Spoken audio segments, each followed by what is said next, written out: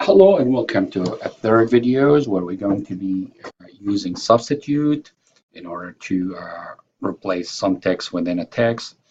If in case you got some data from foreign countries and you wanted to be able to replace certain characters with another characters or certain names with certain words, substitute is very helpful. Type of function that will allow us really to create another piece of database on a new values. So if we take a look at this text, I did actually do the wrap text because I don't want to really have it all the way to the end of the screen.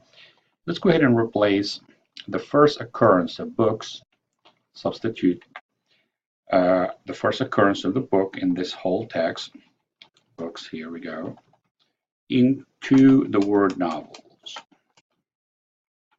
Okay, and let's go ahead and say that's optional the first time, the first occurrence. You will notice that it's going to be I love novels very much. And I could go ahead and do the wrap text as well in order to see the result. Okay, here we go one more time. I need to really make it a little bit bigger. Now let's go ahead and replace the second occurrence of books, the substitution here, the second occurrence for books with the word comics.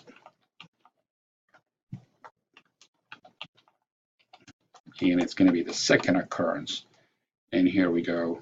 As you notice, we're going to go ahead and do the wrap text. And let's go ahead and widen it a little bit so I could see what we're doing here. See the word comic here. And we were able to substitute. Substitute is a very easy function to learn, but it's very helpful in the long run. We're going to cover additional function in the future, and hopefully you'll be able to learn more of those.